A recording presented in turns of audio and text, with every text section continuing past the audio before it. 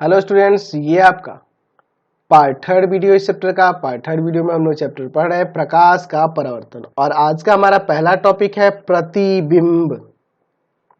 प्रतिबिंब अंग्रेजी में बोलेंगे इमेज। तो चलिए समझते हैं कि प्रतिबिंब होता क्या है। जैसे कि आप यहाँ चित्र में देख रहे हैं, यह दर्पण है और दर्पण के सामने यह एक बालक खड़ा है, और इस बालक का जो इस दर्पण के अंदर देख रहे हैं यह क्या है? इस बालक का प्रतिबिंब है। इस बालक का यह क्या है? प्रतिबिंब है। क्या आपने कभी यह सोचा है कि ये प्रतिबिंब बनते कैसे हैं? चलिए इस बात को हम लोग पहले समझ लेते हैं, फिर हम लोग इसको एक्सपेरिमेंट करके भी देखेंगे। यह बालक जो है, इस बालक पे हम लोग असंख्य बिंदुएं ले सकते हैं, बहुत सारे बिंदु हो सकते हैं। उन बिंदुओं से होता क्या है कि प्रकाश की किरणें दर्पण पर पड़ती है, और दर्पण पर पड़ेंगी तो परावर्तन के नियम को पालन करते हुए परावर्तित होंगी, और जब वो परावर्तित होंगी तो वो परावर्तित किरणें किसी बिंदु पर मिलती हैं या फिर किसी बिंदु से आती हुई प्रतीत होती है, जिसके कारण हमें उस बालक का प्रतिबिंब हमें देखने को मिल रहा है। तो हम लोग इस प्रतिबिंब को इस प्रकार परिभाषित कर सकते हैं। कैसे परिभाषित कर सकते हैं कि किसी बिंदु स्रोत से आती, किसी बिंदु स्रोत से आती प्रकाश की किरणें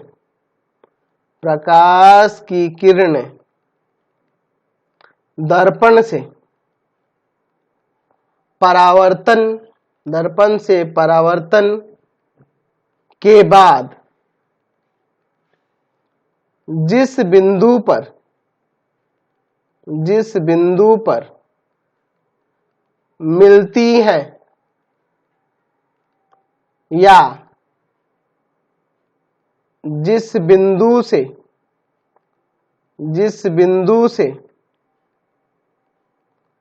आती हुई प्रतीत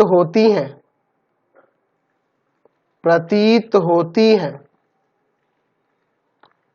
उसे उस बिंदु स्रोत का प्रतिबिंब कहते हैं। उस बिंदु स्रोत का प्रतिबिंब कहते हैं। समझे ना? तो एक बार और इस परिभाषा को देख लीजिए। किसी बिंदु स्रोत से आती प्रकाश की किरणें, देखिए ये आपका बिंदु स्रोत हो गया बालक, इससे प्रकाश की किरणें निकल रही हैं, है ना? प्रकाश की किरणें। अब सोचोगे कि इसके ऊपर प्रकाश की किरणें कहां से आ रही है, तो वह सूर्य हो सकता है, घर में लगी हुई लाइट हो सकती है, उससे वो प्रकाश की किरणें इस लड़के पे आ रही हैं। ठीक है, तो यह एक बिंदु स्रोत हो गया, इससे प्रकाश की किरणें निकल रही हैं। वो कहां से आ रही है? हाँ, वो किरणें हैं, अलग ही स्रोत से आ रही है, उससे मतलब नहीं है। इस बालक पे आके टकरा रही है ना जी। अगर रूम में अंधेरा कर दिया जाए तब आपका चेहरा तो नहीं ना दिखेगा, क्योंकि हमें लाइट सोर्स भी चाहिए। तो वह लाइट सोर्स क्या है? बाहर सूर्य है या फिर रात के समय घर में लगा हुआ लाइट है। उस लाइट से प्रकाश की किरणें आपके शरीर के ऊपर टकरा रही है, और वह टकरा कर कहां जा रही है? दर्पण पर जा रही है। समझे ना? वह कहां जा रही है? दर्पण पे। तो वही मैंने लिखा है, किसी बिंदु स्रोत से आती प्रकाश की किरणें दर्पण से, यानी कि इस बालक के शरीर के ऊपर प्रत्येक बिंदु से क्या हो रही है? प्रकाश की किरणें निकल कर वह कहां टकरा रही है? इस दर्पण से टकरा रही है। और वह प्रकाश की किरणें कहां से आ रही है? किसी अन्य स्रोत से आ रही है जो इस बालक पे टकराई, और यहां से वो निकलकर कहां जा रही है? इस दर्पण पे टकरा रही है ना? और टकरा कर क्या हो रहा है? परावर्तन हो रहा है, और परावर्तन के बाद जिस बिंदु पर मिलती है, ठीक है, या जिस बिंदु से आती हुई प्रतीत होती है, उसे उस बिंदु स्रोत का प्रतिबिंब कहते हैं। देखिए, प्रतिबिंब बनने के लिए ये दोनों कंडीशन हो सकता है। ठीक है, परावर्तन के बाद जिस बिंदु पर मिलती है उसके कारण भी प्रतिबिंब बनता है, और जिस बिंदु से आती हुई प्रतीत होती है उसके कारण भी प्रतिबिंब बनता है। तो एक्चुअल में प्रतिबिंब दो प्रकार के बनते हैं। एक इस कारण से कि परावर्तन के बाद जिस बिंदु पर मिलेंगी, और एक दूसरा रीजन हो सकता है जिस बिंदु से आती हुई वो प्रतीत होती है। तो हमारा प्रतिबिंब दो प्रकार का होगा। तो यहाँ पे कौन कौन से होंगे प्रतिबिंब के प्रकार? तो प्रतिबिंब के दो प्रकार होंगे, और वो प्रकार मैं यहां लिख दे रहा हूं। पहला होगा वास्तविक प्रतिबिंब। ठीक है, अंग्रेजी में बोलते हैं रियल इमेज। और दूसरा होता है, आभासी लिखो या काल्पनिक लिखो, आभासी आभासी या काल्पनिक काल्पनिक प्रतिबिंब। ठीक है, अंग्रेजी में कहते हैं वर्चुअल और इमेजिनरी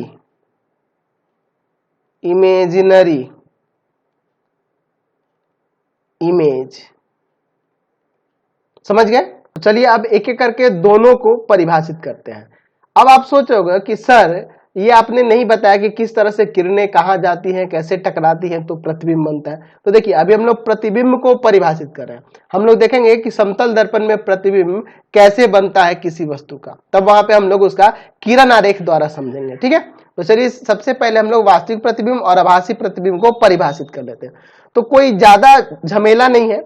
हम लोग वास्तविक प्रतिबिंब में क्या करेंगे कि किसी बिंदु स्रोत से आती प्रकाश की किरणें दर्पण से परावर्तन के बाद, ठीक है, जिस बिंदु पर मिलती हैं, ठीक है, जिस बिंदु पर मिलती हैं, या ऐसे भी लिख सकते हैं जिस बिंदु पर वास्तव में मिलती हैं उसे उस बिंदु स्रोत का वास्तविक प्रतिबिंब कहते हैं। चलिए इसको लिख देता हूं मैं, अच्छा रहेगा।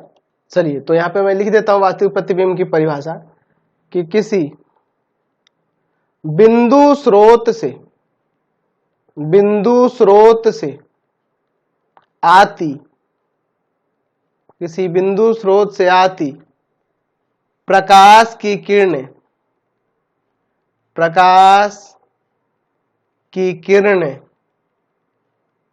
दर्पण से परावर्तन के बाद जिस बिंदु पर मिलती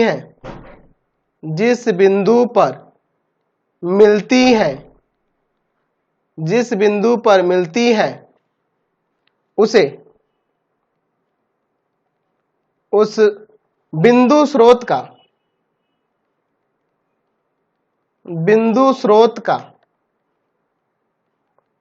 प्रतिबिंब, कैसा प्रतिबिंब कहते हैं? उसे उस बिंदु स्रोत का वास्तविक प्रतिबिंब कहते हैं। वास्तविक प्रतिबिंब कहते हैं।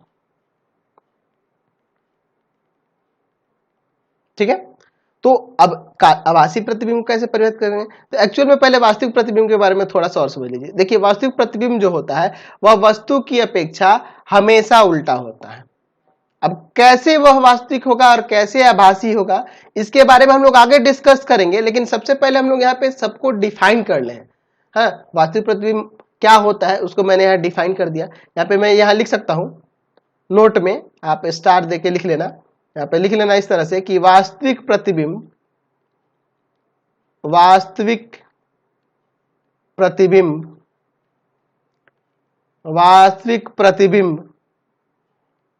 वस्तु की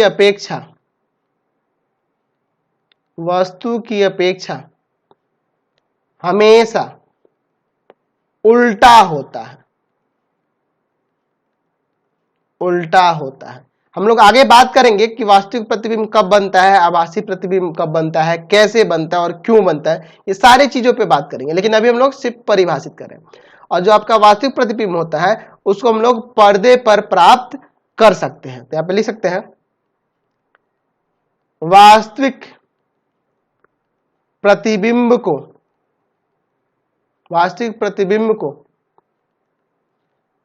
पर्दे पर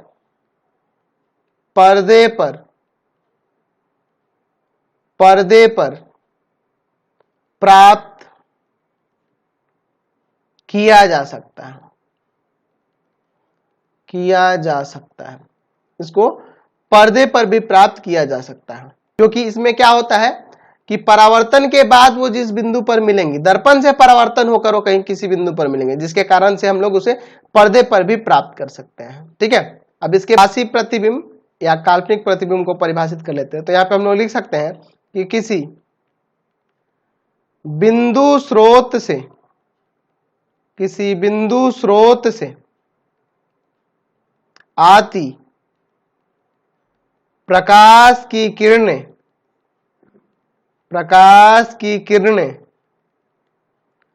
परावर्तन के बाद जिस बिंदु से आती हुई प्रतीत होती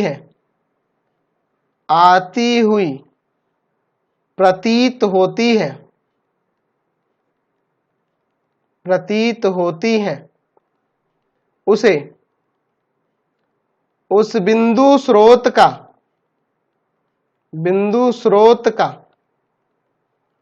आभासी प्रतिबिंब कहते हैं। आभासी कहिए या फिर काल्पनिक भी कह सकते हैं, आभासी प्रतिबिंब कहते हैं। आभासी प्रतिबिंब कहते हैं। और जो आभासी प्रतिबिंब होता है वह वस्तु की अपेक्षा हमेशा सीधा होता है। यहाँ पे स्टार में देख के लिख सकते हैं कि आभासी प्रतिबिंब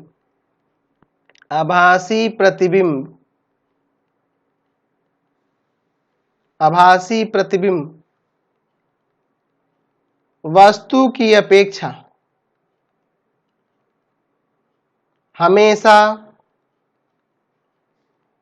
हमेशा सीधा होता है और इसे हम लोग पर्दे पे प्राप्त नहीं कर सकते। ऐसे लिख सकते हैं यहाँ पे कि आभासी प्रतिबिंब को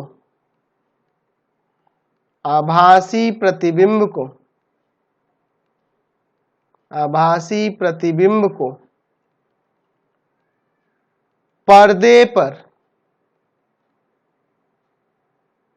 प्राप्त नहीं किया जा सकता है।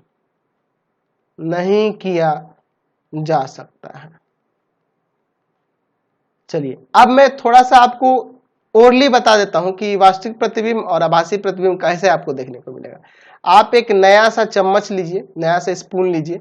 अगर घर में नया चम्मच नहीं है तो दुकान पे खरीदने के बहाने चले जाइए, वहां पे आपको देखने को मिल जाएगा। खरीदिए नहीं, देख के चले आइए, है ना। चम्मच ले लीजिए, उस चम्मच के आप इस वाले कर्व वाले भाग, अंदर की ओर जो भाग होता है उसमें अपना चेहरा देखिए, ठीक है। तो आपको चेहरा आपका उल्टा नजर आएगा, मतलब कि सिर ऐसे हो जाएगा और आपका है ना हाथ इधर दिखेगा, पैर नीचे इस तरह से दिखेगा, मतलब आपका चेहरा ऐसे पलट के दिखेगा, ठीक है। और इसे पीछे वाले भाग में देखेंगे तो इसमें आपका चेहरा सीधा नजर आएगा, ठीक है। तो जो आप अंदर वाले हिस्से में देख रहे हैं वह आपका कैसा प्रतिबिंब उसमें बन रहा है, वास्तविक प्रतिबिंब बन रहा है। और पीछे वाले हिस्से में जो देखते हैं पीछे की तरफ, वह कैसा प्रतिबिंब बनता है, आभासी प्रतिबिंब बनता है। आप कहोगे कि कैसे सर, तो देखिए ये उल्टा बना है और वास्तविक प्रतिबिंब क्या होता है, वस्तु की अपेक्षा हमेशा उल्टा है। आप सीधा खड़े थे लेकिन प्रतिबिंब क्या हुआ, पलट के बन गया, समझ गए ना। दैट मीन्स ये कैसा प्रतिबिंब है, वास्तविक प्रतिबिंब है। अगर यही पीछे की तरफ से देखेंगे तो हम लोग देख रहे हैं कि आभासी प्रतिबिंब क्या होता है, वस्तु की अपेक्षा हमेशा सीधा होता है, तो सीधा बनेगा यानी कि वो आभासी प्रतिबिंब बन रहा है, समझ गए ना। अब इसके बारे में भी बात करेंगे कि कैसे बनता है, क्यों बनता है, ये सब भी डिस्कस करेंगे। लेकिन मैंने अभी आपको डिफाइन कर दिया कि वास्तविक प्रतिबिंब और आभासी प्रतिबिंब होता क्या है, और दोनों में मैंने एक थोड़ा सा अंतर आपको समझा दिया। अभी इसके बारे में हम लोग डीपली जानेंगे जैसे जैसे चैप्टर में आगे बढ़ेंगे लोग, ठीक है।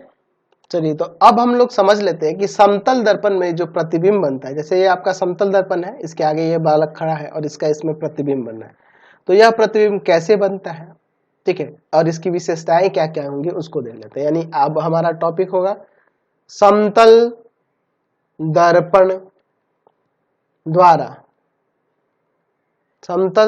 द्वारा बने प्रतिबिंब,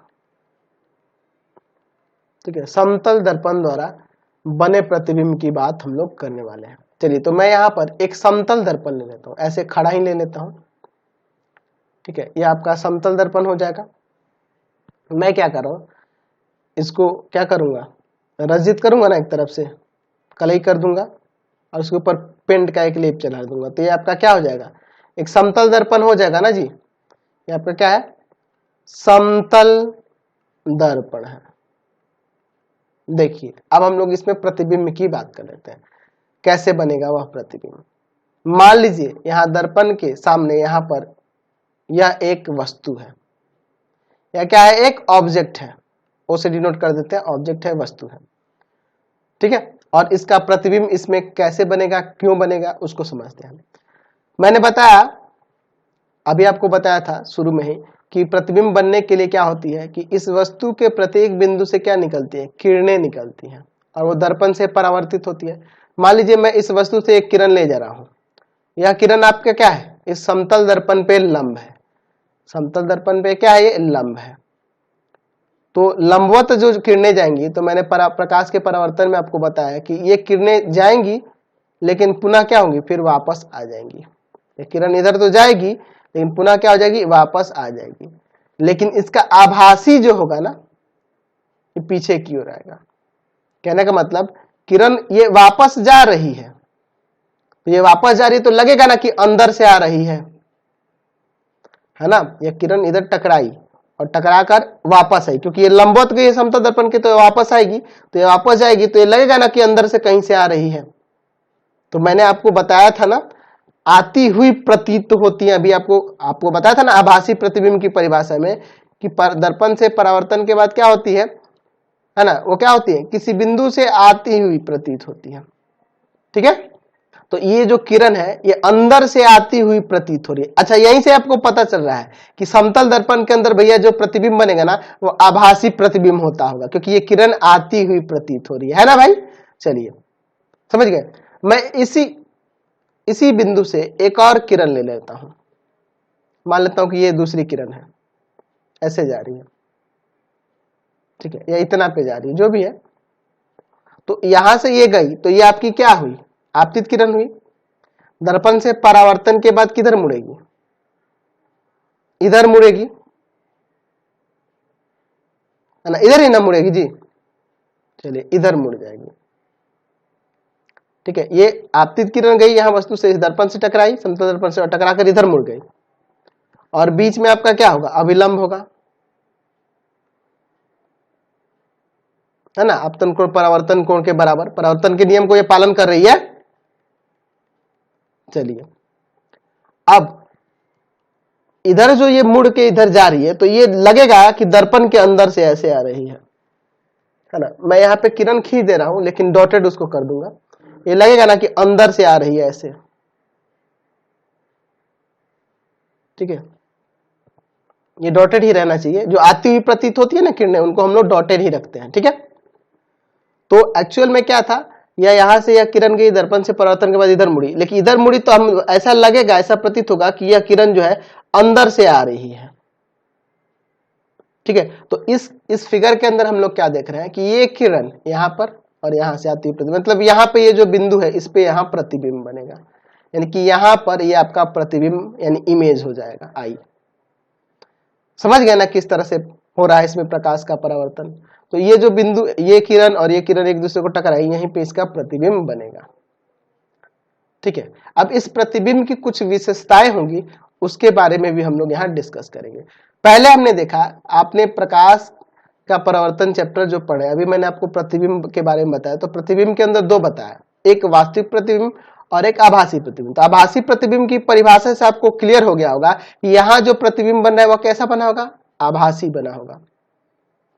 आभासी इसलिए बना होगा कि इसमें किरणें क्या हो रही है, आती हुई प्रतीत हो रही हैं, ठीक है। तो हमें एक चीज पता चल गया कि इसमें प्रतिबिंब आभासी बनेगा समतल दर्पण के अंदर, और आभासी के साथ साथ वो क्या बनेगा, सीधा भी बन जाएगा। आभासी प्रतिबिंब क्या होता है, सीधा होता है, ठीक है। क्लियर है इतना। और क्या क्या इसकी विशेषताएं होंगी, तो हम लोग जनरली देखे होंगे, आप समतल दर्पण के आगे, आप जब भी घर के अंदर शीशा जो लगा उसके आगे खड़े होगे, तो जितना दूरी पे आप खड़े होगे उतना ही अंदर आपका प्रतिबिंब बनेगा। देख लीजिए, जितना दूरी पर वस्तु होगी उतना ही दूरी पर प्रतिबिंब होगा, यानी कि वस्तु दूरी जो होगी प्रतिबिंब दूरी के बराबर होगी।